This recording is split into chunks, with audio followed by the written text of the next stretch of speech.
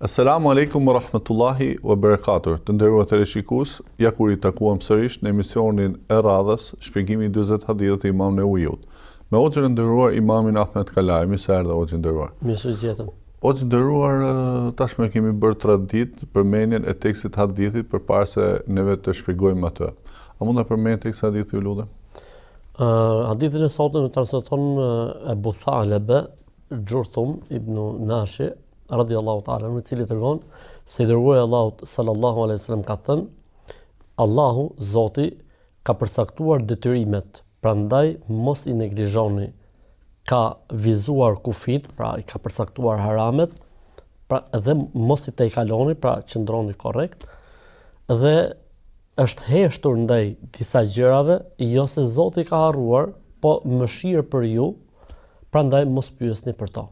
Atëherë hoxhë nderuar, a mund të përmend ndonjë histori pikante të sahabit të nderuar Abu Thalebe radiallahu anhu? Abu Thalebe është I njohur me pseudonimin e tij, le të themi, ose me oficin e tij, jo direkt me emrin e tij, pasi emri I tij është Gjurthum, ose ka disa interpretime për emrin e tij. Ka pranuar Islamin në rastin e Hudejbijes, pra në vitin e 6 të Hijretit. Dhe është për atyre sahabët të cilët kanë prezantuar bejatu Ridwan, pra beslidhjen për të cilën Zoti është I kënaqur, dhe e ka përmendur Zoti në Kur'an, dhe kush prezanton të, thot pejgamberi sa me ka sigur xhenetin. Është për sahabët të cilët profeti alayhis salam e dërgoi sërish tek populli I tij dhe të gjithë pranuan Islamin. Është për sahabëve që, domethënë, ka pas atë fjalën edhe këshillën e sinqert, pra nuk është se druhej se çfarë do të thonë njerëzit. Për gjërave të bukura që transmetohet nga jeta e tij është se meditonte shumë natën, thotë bija e tij, thotë dilte babi natën, shifte qiellin dhe falte namaz, shifte qiellin dhe falte namaz. Me sa duket ajeti kuranor alladhina yatafakkaruna fi khalqis samawati wal ard. Dhe tregon e bija e tij gjithashtu, natën kur zgjohesha shihja për babin e gjeja gjithmonë duke u fal.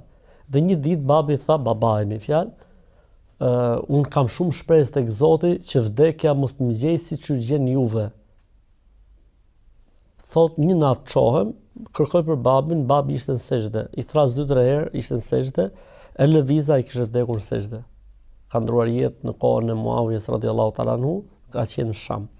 Pra ka qenë për atyre sahabët të cilët, domethënë, për kushtimin ndaj Zotit, përveç se ditës, domethënë, e kishte edhe shumë natën, domethënë, edhe një vdekje e tillë konsiderohet një bekim I madh nga Zoti, pra vdekja në adhurim. Merr mend një njeri që vdes në një adhurim, çfarë do lloj adhurimi qoftë ai, ringjall ditën e Kiametit duke bërë atë adhurim derisa t'i vi koha për të futur në xhenet. Hoxhë nderuar, me që ju e përmendet këtë lloj vdekje, a ka në Islam shenja të mirë të vdekjes dhe shenja të këqija të vdekjes? Absolutisht, domethënë ka raste që ne mendojmë apo supozojmë që njeriu që vdes me një vdekje X caktuar është shenjë mirë për të, pra nuk themi se personi është në xhenet apo ka shpëtuar, po themi kjo është një vdekje e mirë. Prej vdekjeve të mira është edhe vdekja duke adhuruar Zotin, siç është rasti I haxhit, siç është rasti I namazit, siç është rasti I leximit të Kuranit, siç është rasti I vdekjes me agjërim, është tregues. Vdekja për shembull le të themi e besimtarit në ditën e xumë ose në natën e xumë gjithashtu është prej treguesve të mirë. Vdekja me djerz balli gjithashtu është prej, siç tregohet në hadith, është prej treguesve të mirë. Vdekja në një formë të shehidllikut, qoftë shehidllikut formës së rënies dëshmor, ajo që dihet, po edhe format e tjera siç është rasti I djegjes, siç është rasti I aksidentit, siç është rasti I smundjeve të barkut. Të gjitha këto konsiderohen, domethënë, prej në rastet e pandemisë apo mortales konsiderohet për shehidliku. Femra nëse vdes në lehoni konsiderohet gjithashtu prej shehidlikut, pa ka shumë forma, të cilat tregojnë se nëse njeriu vdes në to është shenjë mirë për të, po edhe e kundërta, nëse njeriu vdes në mëkat, në gjuna, vdes duke bërë një vepër të keqe, vdes duke shkuar drejt një mëkati, apo ka si syndim të realizojë një mëkat apo një gjë të keqe, domethënë, edhe kjo është një tregues që ky njeri ose vdes duke bërë mëkat. Ky është tregues që nuk është shenjë mirë, domethënë, shumë e vështirë që ky njeri ta ketë mirë në stacionet e tjera, le të themi të ahiretit. Dhe mund të themi që në kulmin apo kurora e gjithë këtyre vdekjeve të mira është nëse njeriu vdes duke thënë shahadetin, pra me la ilaha illallah, ai njeriu që vdes duke thënë këtë fjalë, ose si më thonë është fjala e tij e fundit para se më dhënë shpirt, konsiderohet kjo si një prej shenjave më të mira, sepse profeti alayhis salam ka thënë, ai njeriu që fjalë të fundit të kësaj bote ka la ilaha illallah, është për banorëve të xhenetit. Megjithatë, le të dalim tek hadithi i profetit alayhis salam, i cili thotë Zoti ka përcaktuar farzet, pra detyrimet dhe mos i neglizhoni ato. Më fal që po të ndërpres, ne duhet kemi parasysh se kjo vdekja e mirë nuk vjen kështu dhurat nga qielli, por se njeriu duhet i bëjë uzmetin gjatë jetës. Pra, nëse i bëjmë shërbimin, do të ndodhi. E nëse nuk i bëjmë shërbimin, është shumë e vështirë që të ndodhi një vdekje e mirë. Po. Pra, profeti alayhis salam tha, Zoti ka përcaktuar farzet, pra detyrimet fetare, pra mos i neglizhoni ato. Si ta kuptojmë besimtarët e fjalë? Normalisht që ligji në Islam ka disa shkallë, ka obligimin, ka atë që quhet e pëlqyeshëm ose vullnetarizmin, ka atë që është e lejuar, ka atë që është e ndaluar dhe ka atë që është e papëlqyer ose e urryer. Tek e para obligohesh që të veprosh e nëse nuk e bën ngarkohesh me mëkat. Tek e dyta nëse e vepron, pra sunetin apo vullnetarizmin, me shpërblim, por nëse nuk e bën nuk ngarkohesh me mëkat. E lejuar është e lejuar, e bën, nuk ka asnjë problemi. Nëse e bën me niyetin për të forcuar në adhurim, shpërblehesh. Nëse e bën me niyetin për të marrë forcë për gjunahe, ndëshkohesh, edhe tek ajo që quhet e lejuar mubah. Harami është haram, normalisht nëse e bën njeriu ndëshkohet për të, ose le të themi meriton ndëshkim se Zoti dhe mund ta fali.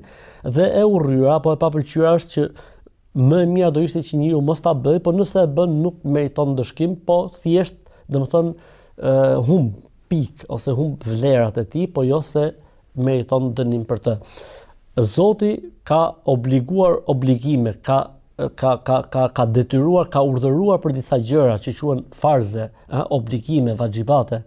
Fela tudayyi'uha, mos neglizhonin to. Pse se Zoti i Madh, përderisa ka urdhëruar, do thotë se ti nuk mund të arrish shkallën e kënaqësisë Zotit nëse nuk arrin atë që është obligim edhe detyrë. Për këtë arsye në hadithin Qudsi, hadithin e Buharerës, profeti alayhis salam tha se Zoti ka thënë, kush i shpall luftë ose ngacmon ose prek të dashurin tim, unë do t'i shpall atij luftë. Pastaj tha, nuk mund të afrohet njeriu tek Zoti më smiri se siç mund të afrohet duke qenë korrekt me obligimet. Korrektësia në obligime është shkalla e parë për të ngjitur tek Zoti i gjithësisë. Pra njëri mund të bëjë shumë vepra të mira, mund të bëjë shumë gjëra të mira, mirë po s'ka arrit farzin, atëherë ai nuk mund ngjitet. Pra nuk mund ndërtosh ti kat të dytë, kat të tretë, kat 5, kat 10, nëse nuk ke ndërtuar themelin dhe nuk ke ndërtuar mirë katin e parë kështu me radhë. Pra çdo gjë vjen nga bazamenti.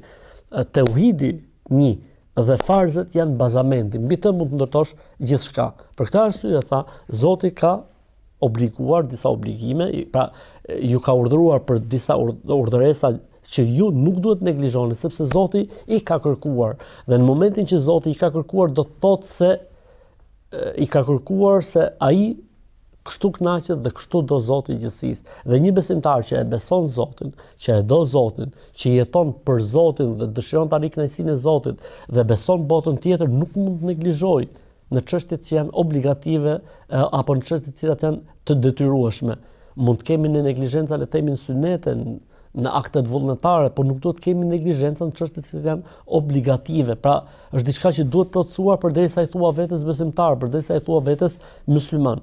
Siç themi ne për shembull, falja e 5 vakteve, siç është xhumaja, siç është agjërimi i Ramazanit, siç është dhënia e zakatit, siç është haxhi për ata që kanë mundësinë, siç është ushqyeret në halal dhe futja në shtëpi vetëm e të pastërs dhe halalit, të gjitha këto janë obligime, ruajtja e nderit, mos bërja pa drejtësi kështu me radhë. Të gjitha këto janë obligime që ne duhet të realizojmë në jetë nëse duam me të vërtetë fitojmë kënaqësinë e Zotit, sepse është barrierë. Pra nuk mund shkosh tek kënaqësia e Zotit pa e kaluar këtë shkallë apo këtë barrierë që është korrektësia dhe mos neglizhenca në urdhëresa. Për këtë arsye kur e pyetën një të moshëm dhe i than si mund ta përkufizosh devocionin, tha mos t'i mungosh Zotit aty ku të kërkon.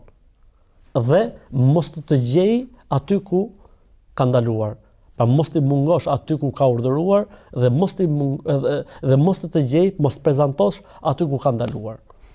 Atëherë hoxhë, profeti alayhis salam përmend në fjalën farz, pra fard në gjuhën arabe. Por a ka ndryshim midis farzit dhe wajibit?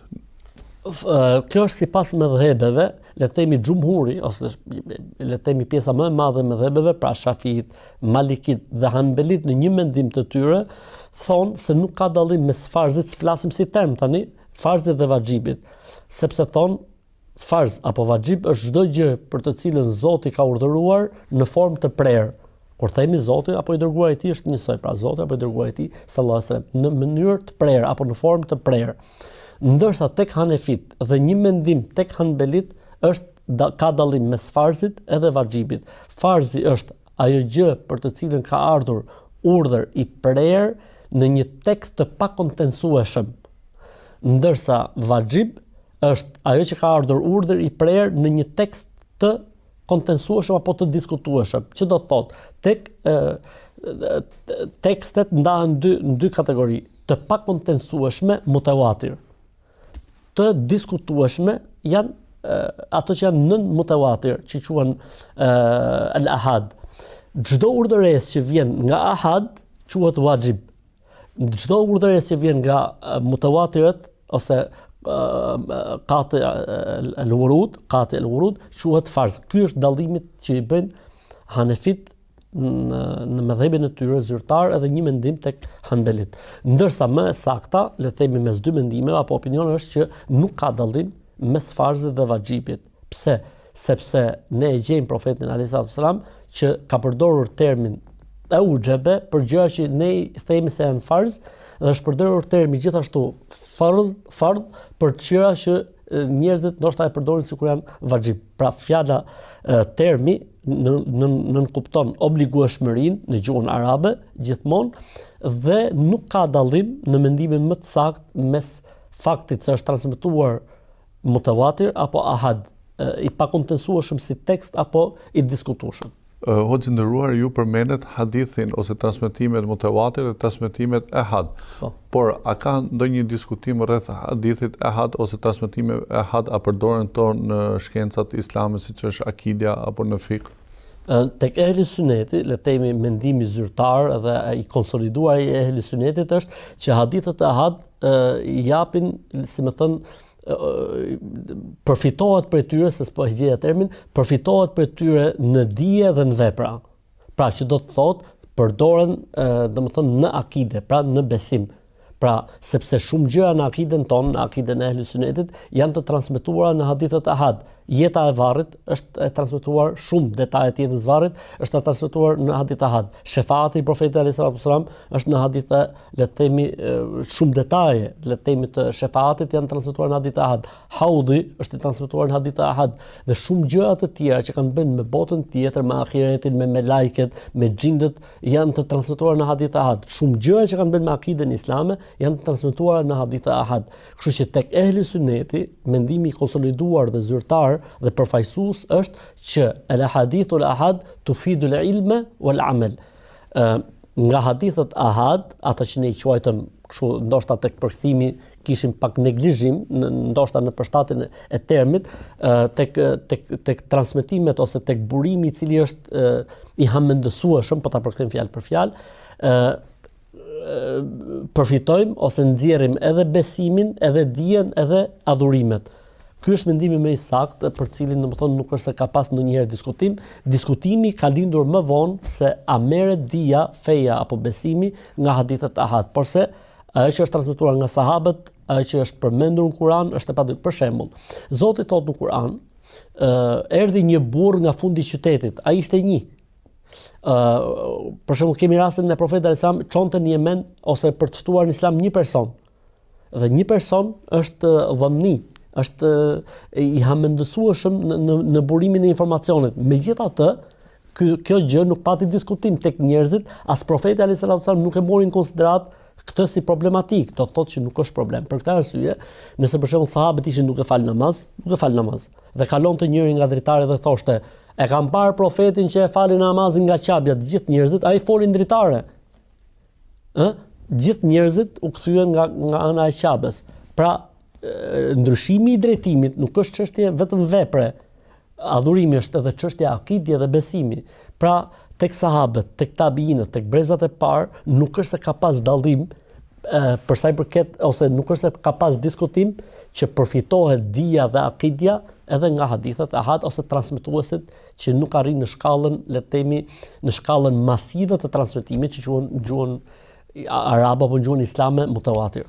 Atëherë hoxhë, le të kthejmë pak këtë tekst i hadithit ku profeti alayhis salam thotë Zoti përcaktoi kufi, mos i tejkaloni ato. Në ç'kuptim ose si ta kuptojmë besimtarët më mirë fjalën Zoti përcaktoi kufi dhe ato mos i tejkalojnë ato?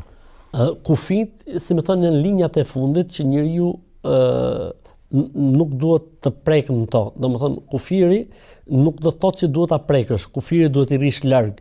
Kështu është edhe puna e haramit.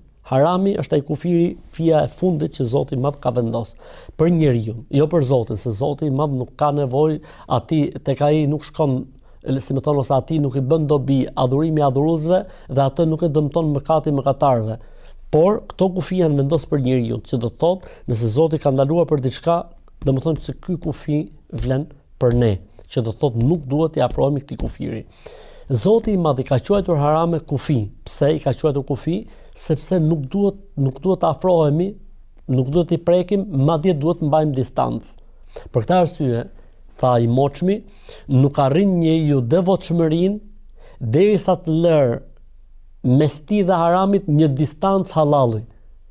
Që do të thotë ne nuk duhet ta provokojmë veten tonë për t'i shkuar haramit deri në kufinin e fundit. Pse? Sepse njeriu nuk ka siguri tek vetja e tij. Për ta ilustruar me një shembull profetik. Profeti alayhis salam tha, nëse merrni vesh se Dexhali ka dalë në një vend, ikni prej atij vendi. Ndërkohë që ne e dim shumë mirë që do dalë një djalosh që do të përballet me Dexhalin. Dhe ky quhet, le të themi, dëshmori më i mirë i asaj kohe. Pse nuk ta profeti provojnë në veten tuaj? Sepse njeriu nuk duhet ta paraqes veten e tij në sprovë. Nuk duhet ta provokojë veten e tij, sepse është i dobët. Për këtë arsye ta profeti alayhis salam, në kohën e Dexhalit, burri kur shkojnë në xhami do të lidhi gruan dhe fëmijët e tij për shkak që mos dalin dhe paraqiten përpara Dexhalit, sepse Dexhali është një sprovë e madhe. Kështu është edhe puna e haramit. Pra ne, jo vetëm që s'duhet ta bëjmë haramin, sepse haram do të thotë diçka e ndaluar dhe është përdorur për haramin, thjesht në konceptin e gjuhës arabe, i njëjti term që përdoret për shenjtërinë. Hurum dhe haram. Është e njëjta rrënjë që do të thotë hurum e shenjtë s'bën ta prekësh, duhet ta shejtërosh, duhet ta madhërosh, dhe haram në kuptimin s'bën ta prekësh dhe duhet i largosh që të shejtërohesh. Pra ti, në momentin që nuk e bën haramin, shejtërosh, merr vlerë tek Zoti i gjithësisë. Dhe se një njeri i cili bën haramin, bën gjunahet, do thotë si i bie vlera nga Zoti i gjithësisë dhe humb tek, si më thënë ne kështu në gjuhën popullore, humb pik nga Zoti i gjithësisë. Është edhe si rasti i nënës, hoxhë nderuar, kur nëna i thot fëmijës mos shko ke balkoni, mos u afro këtij vendi për shkak, mos u afro zjarrit për shkak të frikës se ka ajo që fëmia mund të sjellë ose mund bjerë në atë. Dhe Zoti i Madh edhe profeti i tij Muhamedi alayhis salam janë shumë më të dhimbshur dhe shumë më të dashur dhe shumë më të mëshirshëm se sa prindi për fëmijën e vet. Për këtë arsye pejgamberi sa në një hadith tha, un jam për ju tha si puna e prindit, un jam për ju si puna e babës, domethënë me kuptimin e plot fjalës, jo thjesht në një kuptim figurativ. Se s'ka lënë gjë të mirë që mund ta çojë në xhenet pa na treguar apo pa na urdhëruar, dhe nuk ka lënë gjë të keqe që mund na çojë drejt xhenemit pa na ndaluar edhe pa na thënë që kjo nuk duhet bërë. Megjithatë, hoxh, për shembull, çdo shtet ka kufit. E tipi midis dy shteteve ndodhen kufi. Kur pjesëtari i njëri shtet kalon në mënyrë ilegale kufit e shtetit tjetër, atëherë policia e këtij shteti e dënon. Po në fenë islame, nëse dikush i kalon këto kufit e Zotit, a ka ndonjë mëkat? Faktikisht në një hadith që kemi përmend më herët, hadithi Abdullah ibn Mesudit, tha: "Ela wa inna li kulli malikin hima, ela inna hima Allahi maharimuhu." Çdo mbret ka, le të themi, pronat e veta dhe kufit e tij, dhe kufit apo më thonë sa gjithmonë pronat e Zotit, kufini i fundit është harami. Që do të thotë, nëse e tejkalon, meriton dëshkim. Ne nuk themi se kushdo që bën haram do të shkojë në xhenem. Ky është dallimi mes ehli sunetit dhe të tjerëve. Ne nuk themi që kush bën haram patjetër do të dënohet në xhenem, se Zoti mund ta fali. Zoti mund t'i japë ndonjë sprovë në këtë botë dhe mund t'i shluhet, mund t'i shlyhet. Por themi kush bën një haram meriton dëshkim. A e ndëshkon Zoti apo jo? Kjo është punë e Zotit pastaj. Ndryshe nga ata të cilët thanë që kush bën një haram është i dalë prej feje, apo kush bën një haram është në xhenem e patjetërsueshme. Ne nuk e themi këtë. Ne themi që kush e bën një haram ky është i destinuar, meriton të dënohet. A e dënon apo nuk e dënon, kjo pastaj është punë e Zotit. Po që e ka merituar, e ka merituar. Në gjuhën tonë, hoxha, ne përdorim harami, por e përdorim dhe fjalën mëkati. Po për ta pasur besimtarët ose njerëzit më të qartë, a ka një përkufizim pra se çfarë është harami ose çfarë është mëkati? Zakonisht haram përdoret për gjërat të cilat janë të prekshme, lëndore. Ndërsa mëkat është më e gjerë. Gjunah në gjuhën arabe, lejsa aleikum gjunahun, nuk është mëkat për ju, nuk është gjunah për ju. Gjunah përdoret edhe për gjërat që janë shpirtërore. Për shembull, le të themi, shikimi i haramit, më shumë quhet gjunah se sa quhet haram, po ka, si më thënë, ka mes tyre shumë të përbashkët dhe ndasia është shumë e vogël. E rëndësishme, haram në përgjithësi përdoret për gjërat të cilat janë të prekshme dhe lëndore, dhe gjunah është më e gjerë. Pra harami, le të themi në hartën, është një pjesë, një bashkësi brenda bashkësisë së fjalës gjuna. Mëkati është më i madh si bashkësi se sa harami. Harami është pjesë e asaj që quhet. Pra le të themi çdo haram është gjuna dhe jo çdo gjuna është haram. Ne mund të themi për shembull si një përkufizim për dyja që mos të lodhen edhe teleshikuesit, vëllezërit dhe motrat tona, gjuna, mëkat, haram është çdo gjë që kundërshtohet nëpërmjet saj Zoti ose i dërguari i tij sallallahu alajhi wasallam, në mënyrë që mos i lodhim me këto terma, se duket sikur njëra prej tyre është më duket sikur ka më tolerancë për njërin ndaj tjetrës. Të dyja janë haram dhe pavarësisht se si mund të ndahet, të dyja janë të patolerueshme, le të themi, dhe meritojnë ndëshkim. Të nderuar teleshikues, shkëputim për disa çaste dhe ritakohemi sërish në pjesën e dytë të emisionit tonë.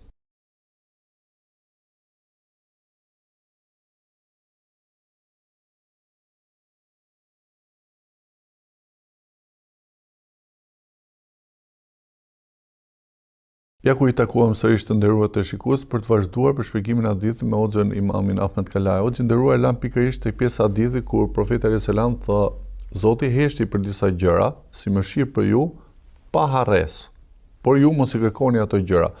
Ç'kuptojmë Zoti heshti për disa gjëra? Si ta kuptojmë besimtarët? Zoti I madh, shumë gjëra që ekzistojnë, domethënë edhe kanë ekzistuar, nuk I ka trajtuar. Dhe në momente që nuk I ka trajtuar, do të thotë që është e lejuar. Dhe në kohën e profetit alayhis salam, duke qenë si njerëz dhe kishin profetin me vete çdo ditë, e shihnin çdo ditë, filluan dhe të pyesin për gjëra të cilat ndoshta nuk ishin, le të themi, diçka që ishin imediate për të ditur gjykimi për to, po edhe zbulimi I gjykimit për to mund t'i rëndonte njerëzit. Atëherë profeti alayhis salam I ndaloi njerëzit. Për këtë arsye kemi një kohë goxha të gjatë në Medinë që profeti alayhis salam I pati ndaluar shokët e tij të bëjnë pyetje. Për këtë arsye gëzoheshin shumë kur vinte njëri nga larg, sa ai mund bënte një pyetje, le të themi kështu, të thjesht fare, po mund ta bënte shumë të fortë. Ndërkohë që këta, duke qenë aty për ditë, ose nuk u shkonte ndërmend, ose do të bënin pyetje tjetër e cilat ndoshta do të ngarkonte njerëzit më pas. Për këtë arsye tha profeti sallallahu alajhi wasallam në një hadith, tha njeriu që do të ketë dënim më të madh tek Zoti është ai I cili pyet për diçka që është e lejuar dhe për shkak të pyetjes së tij bëhet e ndaluar për gjithë ummetin. A mos ndoshta hoxh ka një urtësi këtu që Zoti do t'i mësonte pra muslimanët me një lloj gradacioni dhe ato mos nxitoheshin në ditë për mësimin e gjërave të cilët mund vishin në gradë të fundit, ndërkohë që Zoti vazhdimisht po I zbriste shpallje profetit Muhammed për t'i mësuar ato dhe ato mos nxitohen dhe t'i kërkojnë gjëra shpejt e shpejt, po të kishin një lloj gradacioni. Absolutisht, urtësia kjo është, domethënë që Zoti I Madh po I orienton njerëzit që gjërat duhet shkojnë me përshkallëzim, sepse marrja e gjërave, si më thënë, me rysh qysh në fillim edhe e dëmton njeriu, pra nuk ka fuqi ta mbajë. Për këtë arsye Zoti I Madh I zbulonte ligjet dal nga dal duke e përshtatur këtë me, le të themi, me kualifikimin imanor të njerëzve. Për këtë nuk ka dyshim, por edhe një mësim për të kuptuar që feja e Zotit nuk është se s'ka gjykim për gjërat, po ka lënë disa gjëra pa I futur në gjykim, thjesht për t'i lënë në halal, sepse ne kemi një parim shumë interesant që thotë, origjina në adhurimin e Zotit është ndalesa derisa të vi argumente që e lejon, dhe origjina në jetë dhe në marrëdhënie shoqërore është lejesa derisa të vi argumente që e ndalon. Pra, domethënë ka lënë një hapësirë shumë të madhe për sa i përket jetës, zhvillimit të jetës, ndërmarrjeve në jetë, kulturave, traditave e ka lënë të lirë, përderisa nuk ka argument specifik që e ndalon, ndërsa në çështjet e Zotit dhe adhurimit të Zotit e ka kufizuar tek Muhammedun Rasulullah. Pra, adhurimi nuk mund të jetë ala kejfek, si do ti, si ta ka qefi ty, jo. Duhet të jetë sipas formulës Muhammedun Rasulullah. Muhamedi është dërguar i Allahut. A e ka bërë Muhamedi apo nuk e ka bërë? Ndërsa për gjërat e kësaj bote, Islami e ka hapur, le të themi kështu në thojza, gjuhë popullore thesin. Gjërat janë halal. Kush thotë se diçka është ndaluar, duhet sjellë patjetër argument që e përmend këtë gjën. Kjo është ndaluar. Nëse nuk sjell argument me emër, kështu që domethënë synimi i fesë, kjo na jep edhe një nga ato objektivat e mëdha të fesë, nuk është që njerëzit të rëndojnë në jetën e kësaj bote. Qëllimi i fesë është që njerëzit të zhvillojnë jetën e tyre, në kulturat e tyre, në traditat e tyre, përveç le të themi rasteve specifike të personalizuara ose kur gjendet një ndalesë, kur gjendet shkaku i një ndalese në fe ekzistente në një gjë tjetër e cila mund të ketë ndryshuar emrin. Për shembull, le të themi, shkaku që Zoti ndaloi verën është dehja. Nëse gjendet dehja kudo në çfarëdo lloj emri, quhet haram. Pra nuk mund të thotë dikush, "O zotëri, ti pse më ndalon mua shampanjën, se nuk përmendet në Kur'an as në hadith." Themi, "Jo, është përmend." Si është përmend? Dehja si arsye. Dhe ku ka dehje quhet haram. Dolin treg le të themi një pije X, dhe dikush thotë, "Jo, kjo është haram se kanë prodhuar muslimanët." S'ka lidhje me zotni. Vetëm nëse ka emër për këtë lloj pije që ndalohet ose ka një arsye për cilën sheriati ka ndaluar një pije tjetër. E kështu me radhë mund të marrim si analogji duhanin, mund të marrim shumë gjëra. Domethënë, pra kur themi ne që sheriati e ka hapur derën, se ndoshta ai termi ka hapur thesin mund edhe të tingëlloj keq, e ka hapur derën për zhvillimet jetësore dhe në çështjet e adhurimit ka vetëm një derë, Muhammedun Rasulullah. O të nderuar disa besimtar, sapo vinë në xhami, në vend që të strukturojnë veten e tyre me dijen ose me atë që thamë ne pak më parë, pra gradualizmin e marrjes së mësimit të fesë, ata shkojnë edhe bëjnë pyetje, domethënë nga më të fundit ose nga më dytësoret ose tretësoret, po e quajmë. A keni ndonjë këshill për këto besimtarë? Faktikisht un kam një metodologji timen speciale, domethënë, me këta njerëz, nuk u përgjigjem. Dhe them prit njerëz është herët. Le strukturohet njerëz si besimtar, le të filloj bazat. Ti fillon një herë fal 5 vakte për shembull, i them, pastaj hajde më pyet prap, ose bëj një herë këtë gjën se je akoma herët dhe pastaj hajde më pyet prap. Pra unë nuk mund t'ja bëj atij haram apo halal diçka që nuk është, por unë pres që ai njeri të piqet në besim, në iman, të strukturohet le të themi, dhe pastaj do të vijë momenti që ai ndoshta as nuk ka nevojë të pyesë sepse do ta dëgjojnë një hutbe apo do ta dëgjojnë në një ligjërat. Për këtë arsye është shumë e nevojshme dhe përfitojmë nga rasti të këshillojmë vëllezërit tanë me të rinjt që na futen në xhami. Na ndodh që në xhami na vinë njerëzit me tatu, na ndodh që në xhami na vinë njerëz le të themi jo të veshur mirë, na ndodh që na vinë vajza tek sektori i femrave që nuk kanë veshur mirë apo etj etj. Duhet të jemi shumë të kujdesshëm, duhet të jemi shumë dhimbshur, duhet të jemi shumë të dashur me këta njerëz, sepse fundi fundit këta njerëz dhe gjetën derën e xhamisë. Dhe duhet që çfarë është brenda xhamisë duhet të jetë një mjedis dhe një ambient mikpritës, një ambient dashurie, mëshire, dhe nuk duhet të jetë një ambient le të themi vrazhdësie, një egërsie, apo ti nuk e di se kush është personi që të ka ardhur për herë të parë dhe ti flet atij se nuk duhet që muslimanit veshi rroba të shkurtra apo se nuk i lejohet muslimanit të ketë varse gjëra që ndoshta njeriu mund ta bëjë të urrej fen. Po mirë, po pse njerëzit nuk duhet ta dinë halal? Nëna e besimtarëve Aisha radhiyallahu anha thotë, sikur gjëja e parë nga Kurani kishte zbritur leni moralitetin, bixhozin, alkoolin, nuk do të ishte bërë njëri musliman. Po çfarë zbriti? Bota tjetër, njësimi i Zotit, dashuria për Zotin, pasimi i Profetit alayhis salam, u forcuan njerëzit në besim dhe kur u tha Zoti lini këtë, nuk kishte diskutim. Lini dhe këtë gjë tjetër s'kishte diskutim. Veproni kështu s'kishte diskutim. Pra ishte strukturuar, ishte ngrit besimi, ishte forcuar imani dhe besimi dhe thjesht këto ishin, si themi, gjëra shumë të thjeshta për t'i vënë në jetë. Hoxha nderuar, për të kaluar kjo fjala pa harruar, pra Zoti nuk harron. Çfarë koncepton Islami me cilësitë e Zotit, të cilat janë mohuese ndaj të metave që njerëzit mund t'i vendosin, siç është harresa, siç është për shembull të cilët i Gjumi, gjejmë kotja, ke politeistët e sotshëm. Islami në raport me emrat e Zotit, cilësitë e tij ka një qëndrim shumë brillant. E para, ka atë rregullin që quhet nuk ka ngjashmëri. Pra nuk mund të krahasohen me krijesat, nuk ka ngjashmëri. Pohohen të gjitha dhe nuk mohohen dhe besohen literalisht ashtu siç janë transmetuar, pa pas nevojë për interpretim, pa pas nevojë për, le të themi, për transformim, kuptimi e kështu me radhë. Pra, pranohen, pohohen, nuk interpretohen, po besohen literalisht ashtu siç janë transmetuar. Kjo për sa i përket cilësive të Zotit në tërësinë e tyre dhe emrave të Allahut në tërësinë e tyre, ndërsa për sa i përket faktit emrat dhe cilësitë e Zotit ndahen në dy kategori, le të themi janë thubutie edhe menfie, të pohuarat dhe të mohuarat. Tek të mohuarat rregulla është që mohimi rregullat dhuntit apo atributet e mohuara të Zotit Xhel Xhelaluhu janë shumë të kufizuara dhe janë në sensin e krahasimit. Pra, nuk lavdrohet Zoti duke mohuar, nuk është kështu, nuk është kështu, nuk është kështu. Themi Zoti është i plotfuqishëm, i gjithëpushtetshëm, nuk i ngjason krijesave të tij, nuk ka shembull të tjerë. Pra, Zoti lavdrohet duke pohuar të mirat e tij ose vlerat e tij dhe jo duke thënë Zoti nuk është kështu, do të thonë sepse është edhe një lloj, për këtë arsye, cilësitë mohuese në Kur'an janë shumë pak. Kur flitet për shirkun, kur flitet për gjumin dhe për kotin dhe për lodhjen dhe kur flitet për harresën. Ndërsa pjesa tjetër e pohimit të le të themi të cilësive të Zotit është i mbushur Kurani i tëri. Për këtë arsye thot poeti arab, "Alam tara an as-sayfa yanqusu qadruhu idha qulta inna as-sayfa amdha min al-asa." Thot, a nuk e kupton se shpatës i bie vlera nëse thua shpata pret më shumë se shkopi.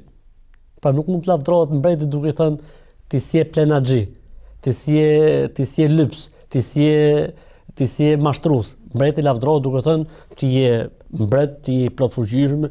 E njëjta gjë funksionon pra në raportet tona me krijuesin e gjithësisë. Allahu lavdrohet me të mirat dhe pozitivitetet dhe thjesht mohohen nga Zoti gjërat të cilat janë më pikantet. Idhujtaria, lodhja, kotja, gjumi, fëmia edhe harresa. Megjithatë, një ish i krishterë ku pranon Islamin, thot nuk e gjeta thot asnjë vend monoteizmin Islam sikur se e gjeta në Islam. Për shkak thot sepse vazhdimisht pohohesh cilësitë e mira të Zotit dhe mohoheshin cilësitë e këqija të Zotit që nuk ndodh të ekzistojë kjo ke fetë të tjera. Po për të rikthyer pyetjes son, është ajo e cila zakonisht e thojnë populli jon në shprehjen Zoti vonon por nuk harron. Pra të mirat e Zotit përmenden të detajuara, ndërsa le të themi të këqijat mohohen si më thon në grup, në paketë. Vim tek Zoti vonon por nuk harron. Faktikisht kjo është një shprehje e dalë nga populli, po që faktikisht ka kuptim shumë të thekur dhe shumë të fortë. Që do të thotë, njeriu dëshiron që kur i ndodh një padrejtësi, kundërshtarit ndëshkohet menjëherë. Dhe edukata fetare, edukata e besimit na mëson se nuk ndodh kështu. Profetët janë le të themi dhunuar, janë djegur, janë persekutuar, kanë pësuar goditje dhe ndëshkimi nuk ardh menjëherë i Firaunit apo i atyre të kohës profetit e Islam. Por nuk do të thotë se i kanë shpëtuar Zotit. Nuk do të thotë se Zoti i Madh i ka, domethënë i ka ndalë jashtë kontrollit. O ma ka në rabbuke nesia, Zoti yt nuk harron kurrë. Pra Zoti nuk harron, edhe pse mund vonohet në synin ton. Pra ose është pyetja tjetër, a mund të themi që Zoti vonon? Po Zoti nuk është inma yuakhiruhum li ajalin musamma. Zoti i ka vonuar, pra i ka neglizhuar ose i ka afatizuar për një kohë tjetër. Pra për ne është vonesë, kurse për Zotin është urtësi. Allahu të shpërblet thosh për shpjegimet edukate që bërë sot në emisionin tonë. Zotit nderoft edhe ty. Të nderuar televizionistë, ishim me u nderuar Ahmet Kalaja. Ritakojmë sërish në emisionin e ardhshëm. Selam aleikum wa rahmatullah.